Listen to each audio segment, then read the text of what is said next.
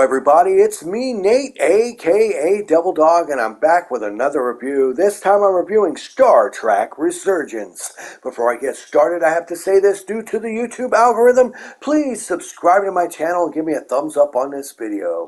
Now that I got that out of the way, let's get straight to the point. This game was developed by Dramatic Labs and published by Brunner House and released originally on May 23rd of 2023 for the PlayStation 4, PlayStation 5, Xbox One, Series X and S, and Windows. Now, I will say this, honestly, I'm doing the review on the PlayStation 5 version, and I can say there are no real options to this title, so I think other than the loading times being super short, the game itself is structurally and visually the same on every single system. The only real difference I notice is the possibility of shorter load times. Now, once again, this is kind of weird. The company that made this was founded by a Telltale's gamer staff member, and you can tell because this game is much like a Telltale's game and also like a Heavy Rain or Until Dawn. It is a very heavy dialogue style game with a lot of mini games and a lot of parts where you do get to control your characters, but it mainly has to do with the decisions that you make through your adventure as you play through with the two main characters. Now let me read you a short synopsis of what they say about this game. Take on the role of Jareth Rydek and Carter Diaz, two crew members of the USS Resolute, on a diplomatic mission to broker peace between alien factions. While attempting to prevent war, you'll discover a far greater danger, an eons-old and powerful force that threatens to engulf the galaxy. Set soon after the events of Star Trek: The Next Generation, and featuring appearances by Ambassador Spock and Captain William T. Riker. Honestly, that's quite a good synopsis of the overall idea of this. You got two raging, races of these beings that are going to war over the fact of, I'm not going to get into details, but it has to do with mining and dilithium or something like that. And honestly, it starts off kind of slow. Honestly, the first couple sections of it are just dialogue trees of you going around walking and talking with people. But once you honestly get into the thick of it and start actually having to make decisions that can lead to certain characters actually dying or living or turning against you, it honestly gets pretty decent. Yes, it is a severely dialogue-heavy game with not that much control. There's some scenes where you go explore different planets and stuff like that, but there's nothing really open about it. It's mostly about walking around and making dialogue choices and playing mini-games.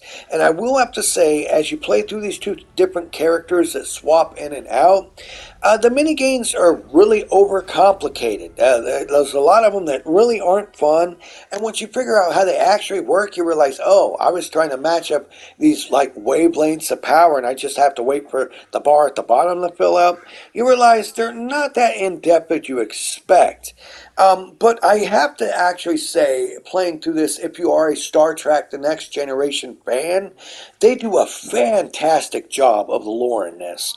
Even though it takes place after TNG, it has a great tie-in with previous episodes of Star Trek: The Next Generation that are done very, very well. The plot isn't that easy to decipher and figure out, even as a nerd fan of the show. But honestly, I was really intrigued, and I liked the story and the plot as this went along. And once again, this is like playing a 10-hour-long interactive The Next Generation movie. It has a great, great lore to it and a very intriguing story. The two main characters I didn't really care that much about. And this is pretty much all new characters except for Spock.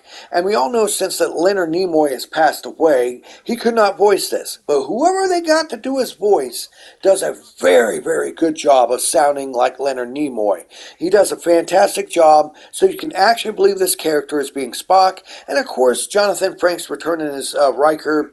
Come on, man. Yeah, he's like one of the better characters from the show, at least once he grew the beard. At least that's my personal feeling. Now, Like I said, this is basically like playing a telltale style game or a Heavy Rain or Until Dawn, a very, very story based thing with lots of different decisions you can make on the fly that change things. And there was a lot of parts that honestly made me have to stop and think like, and actually play through it. And as you progress and you get past the slow parts, it is very heavy dialogue. It really is. And the QTEs are quite terrible, really they are, and there's tons of them in this game. But the overall plot and story and these characters, actually, it was very enjoying to play through.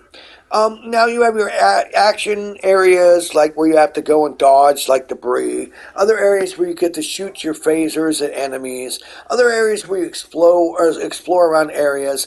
You're able to bring up your tricorder in certain areas and scan things, which does slow the gameplay down, but it is still kind of neat. It kind of reminds me of some of the detective areas from Batman Arkham Asylum and stuff. But one thing I do have to point out is there are some stealth segments that absolutely suck, and I'm going to explain. First of all, the actual stealth aspects aren't that bad. You listen to an enemy, another character says, "Oh, I got to go over to this console. It takes too long to program this," and you can easily walk behind them and get around them. That ain't the issue. But there's this one part, if you play this game, you'll know, where there's these light beams that if you walk into, they'll trigger enemies to kill you. And you got to sneak through there without getting caught and duck underneath and go around them. And they want you to use your tricorder to scan the area to be able to see where these light beams are.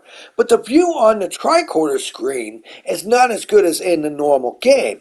I found what you do for this part, don't use your tricorder and just turn the brightness up on your TV and you can actually see the light beams and just easily walk around them.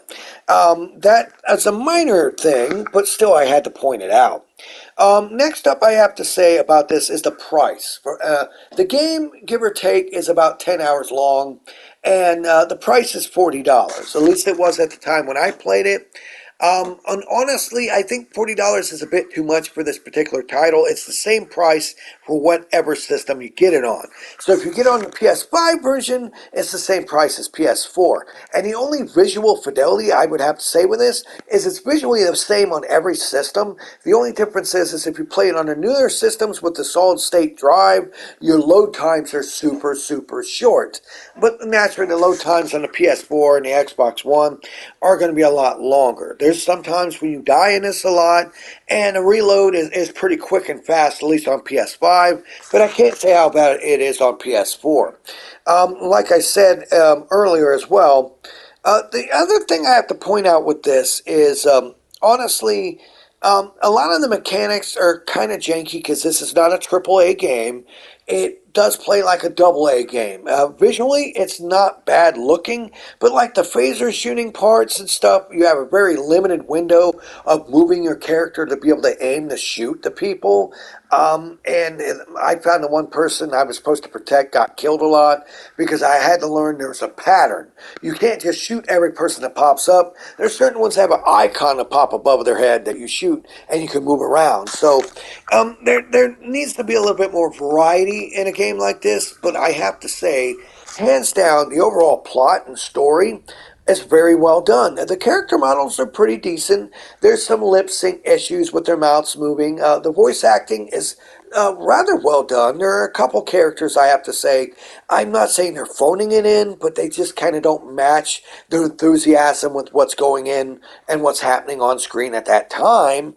But it's not a bad game. It is really a decent game. But in the end, if you're a huge fan of the Star Trek series, especially the Next Generation, this is a great tie-in to it, hands down. The story is great. Honestly, the characters I didn't really care that much about, but it was still intriguing to find out this mystery of why these two cultures are trying to go to war, why it has to do with pretty much this ancient being that's coming back. That's a great tie-in to the original TNG series. Hands down, like I said, I would say wait for a sale for this game. But other than that, if you don't mind paying $40 for a 10-hour experience and you like this style game, I can actually say go ahead and pick it up and play it. It was actually a lot better than I expected, even though it's very dialogue heavy. This was Nate, aka Devil Dog. And I want to thank each and every single one of you. And subscribe to my channel, give me thumbs up, lots of comments, and of course here at Devil Dog Gaming, we always end our videos by saying, have fun, play hard, and remember people, the devil is in the details. Peace out until next time, y'all.